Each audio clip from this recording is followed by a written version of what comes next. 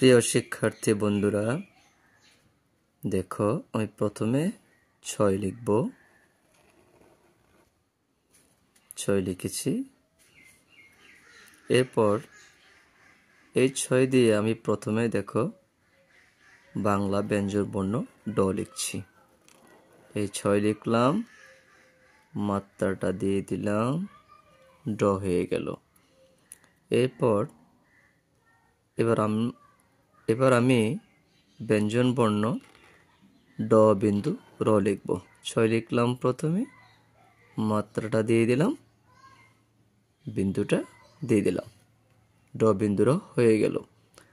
আবার দেখো আমি 6 লিখলাম,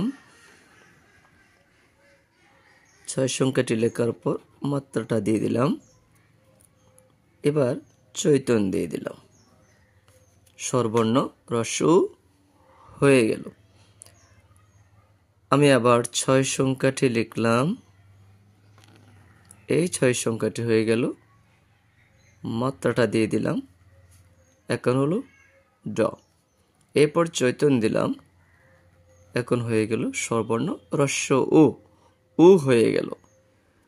এবার আমি যখন আবার এভাবে টেনে দিলাম, তখন হয়ে গেল দীর্ঘ। এরপর আমি ব্যঞ্জন বর্ণ বর্গীয় জ লিখব। 6টি এবার লিখতে আমি একটু বাঁকা করে দেব, এই দিলাম। এবার আমি মাত্রাটা দিয়ে দিলাম, এবার এভাবে বাঁকাটা দিয়ে দিলাম, তাহলে কি হয়ে গেল? বর্গীয় জ হয়ে গেল। দেখো শিক্ষার্থী বন্ধুরা, প্রথম আমি 6 সংখ্যাটি শিখলাম।